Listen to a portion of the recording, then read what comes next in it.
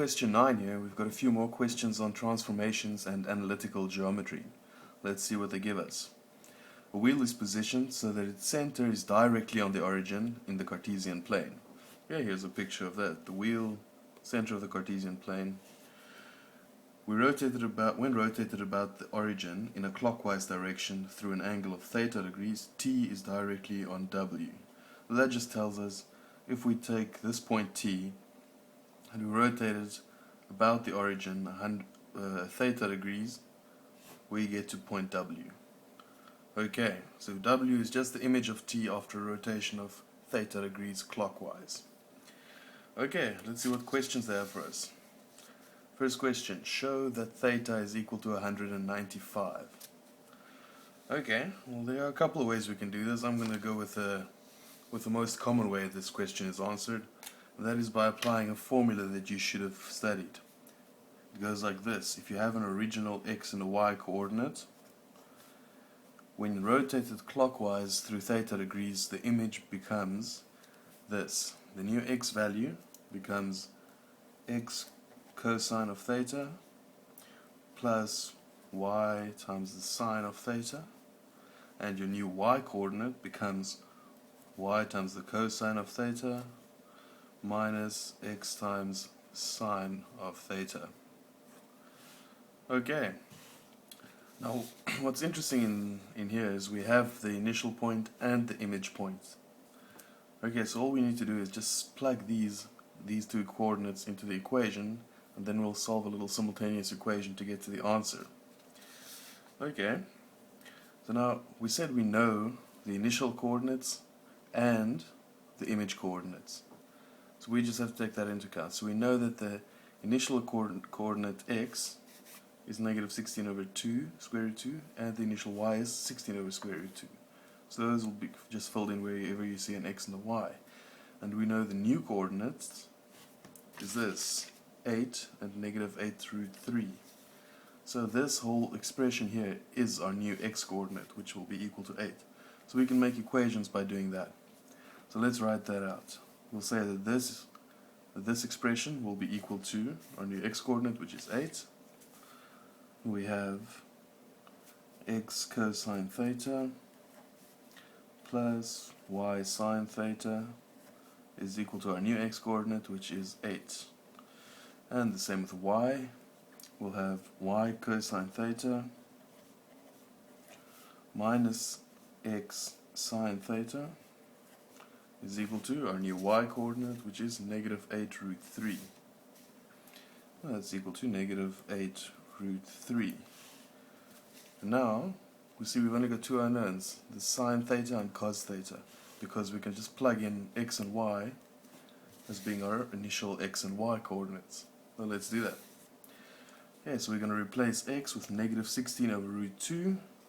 So we'll have negative 16 over root 2 cosine of theta plus the y value 16 over root 2 times the sine of theta equals 8. So let's call that equation 1. Then we'll do the same with the second one here.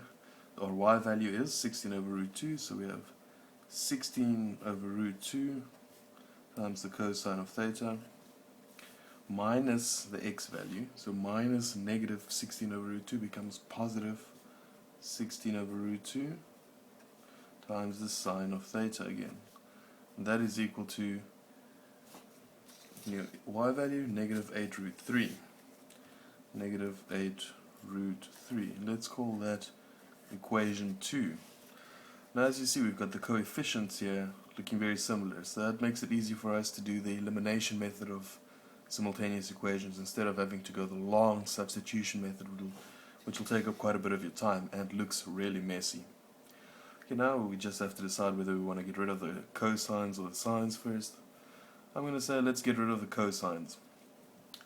Okay, so how do you get rid of these two? Well, you add them together. A negative and a positive added together gives you 0. So I'm going to go ahead and add these two equations. So negative 16 over root 2 cosine of x plus 16 over 2 cosine of x is equal to 0. Now 16 over root 2 sine theta plus 16 over root 2 sine theta gives us positive 32 over root 2 sine of theta. And that is equal to 8 plus negative 8 root 3 gives us 8 minus 8 root 3. Okay, so now all we need to do to get sine theta by itself is divide both sides by 32 over root 2. So this will give us sine theta is equal to, I'll factor out 8 as a common factor there, 8 left with 1 minus root 3, and I'm going to divide it by 32 over root 2, which is just the same as multiplying by root 2 over 32. Okay, I'm just going to say it's the same as multiplying by root 2 over 32. I'm just going to simplify that a little bit. Still got sine theta on the left hand side.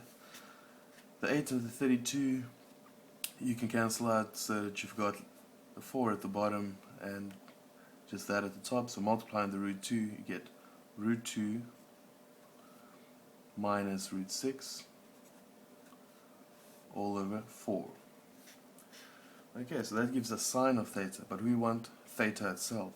So now we'll have to say that theta is equal to second function on your calculator of sine root 2 minus root 6 over 4.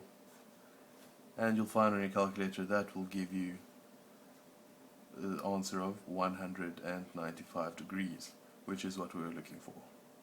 Okay, perfect. Now, that's basically it.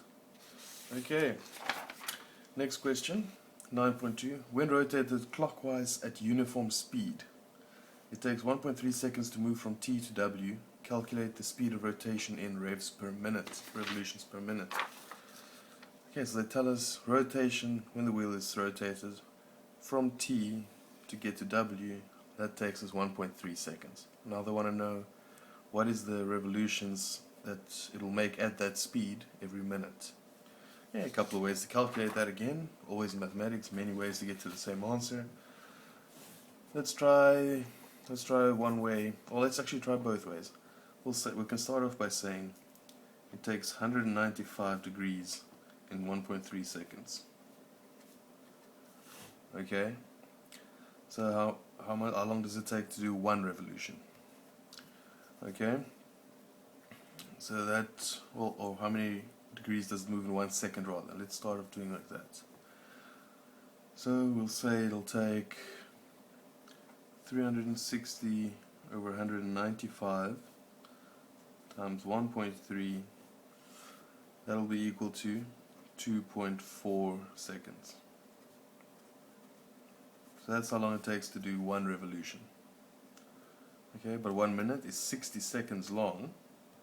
So now we'll say that 60 over 24 is equal to 25. 2.4, my bad. 60 divided by 2.4 is 25 revolutions in a minute. Per minute. Okay. Now another way to look at this is to say that the speed per second in degrees, it's 195 degrees per 1.3 seconds, which gives us 150 degrees per second. Okay, now speed per minute, to calculate speed per minute, we say that's equal to the 150 degrees multiplied by 60, and that gives us 9,000 degrees per minute. Okay, so number of revolutions per minute, with just how many times does 360 go into 9,000 basically. So we'll just say 9,000 divided by 360 will also be equal to 25 revolutions per minute. And that's it for question 9.